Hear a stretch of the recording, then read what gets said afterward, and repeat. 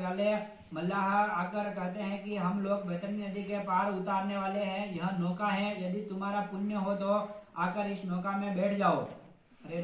अरे नो।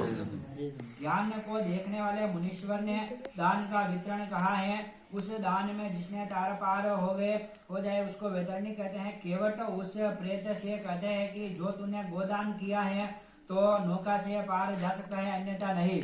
केवट जो नाव है वैतरणी नदी ने पार करवा वाला है, जो केवट अगर आप गोदान कीधो तो वैतरणी नदी ने पार कर ले, कीधो तो आप मन में कीड़ा मकोड़ा जो खोलती थकी नदी है उनमें आपने पढ़ना। उनके वचन को सुनकर वह प्रेत केवल हाँ देव कहता है और वह नदी उबलने लगती है। उसने उबलाकर देखकर यमदूत उस नदी में पापी को छोड़ना चाहते हैं। वह जीव अत्यंत चिल्लाता है, जिस पापी ने दान नहीं दिया है वह उस नदी में डूब जाता है। अरे नमो।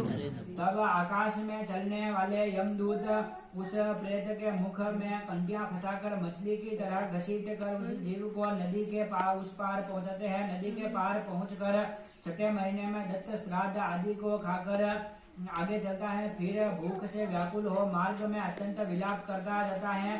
7वें महीने में बाह्यपद नामक नगर में पहुंचता है। वहां पुत्रों द्वारा 7वें महीने के लिए श्राद्धान्न आदि को खाकर तृप्त होता है।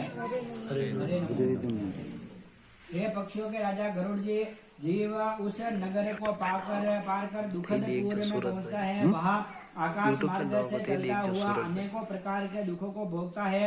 वहीं पर 8वें महीने के श्राद्ध में दिए हुए अन्न जल आदि को भोजन करके आगे चलता है। 9वां महीना संपूर्ण होते ही नाना क्रंद पूर्ण हो जाता है। वहाँ नाना क्रंद गणों को देखकर अत्यंत दुख से व्याकुल होता हुआ चिल्लाता है। फिर यमदूतों के धमकाने से बड़े कष्ट से चलता हुआ 10वें महीने में सप्त भवनपुर में पहुंचता है। वहाँ 10वें मास के दिए पिंड और जल को खाकर भी तृप्त नहीं होता है। फिर वहाँ से चलकर 11वें महीने में रौद्र नगर में पहुंचता है। वहाँ 11वें मास के दिए श्राद्ध जल आदि को खाकर 11.5वें मास के पूरा होते पयोवर्षण नगर में पहुंचता है। अरे नो। वहाँ प्रेतों को दुख देने वाले मेघ बरसते हैं। वहीं पर न्यूनाधिक मास के दिए हुए श्राद्धान्न आदि को दुख पूर्वक खाता है। वर्ष पूरा होते होते वह प्राणी शीतज्ञ नगर में पहुंचता है। वहाँ हिमालय से भी 100 गुना अधिक शीत पड़ता है। अरे नो। शीत और भूख से पीड़ित वह जीव 10 दिशाओं में देखता है कि क्या यहाँ कोई मेरा बंधु है जो हमारे इस दुख को मिटावे। तब उस जीव से यमदूत कहते हैं कि तेरा ऐसा पुण्य कहा जिस पुण्य के बल से तू इस दुख से छुटकारा पा सकता है। अरे नो। यमदूतों के ऐसे वचनों को सुनकर वह पीड़ित जीव वार्षिक श्राद्ध में दिए पिंड को खाकर धैर्य धारण करता है। वर्ष के अंत में यमलोक के समीप बहुभीतिपुर में पहुंचकर पहले के मिले हाथ भर के शरीर का त्याग करता है।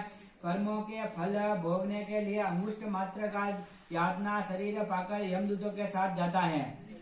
अरे नो। हे कश्यप, जिन्होंने मरने के समय और्धदेही का दान नहीं दिया है, धर्म संचय नहीं किया है, वे इस कारण यमदूतों के दृढ़ बंधनों से बंधे हुए कष्ट को भोगते हैं। हे गरुड़, धर्मराज के नगर में 4 द्वार हैं, उनमें से तुम्हें दक्षिण मार्ग का हाल बतलाया है। ऐसे महाघोर मार्ग में क्षुधा और प्यास से पीड़ित जैसे प्राणी जाता है और वहां जाने पर फिर क्या होता है वहां सब मैंने तुमसे कहा। अब तुम क्या सुनना चाहते हो? बोले श्री विष्णु भगवान की जय।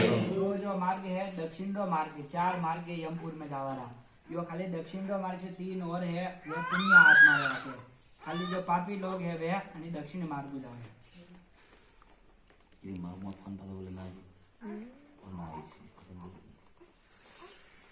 पाठ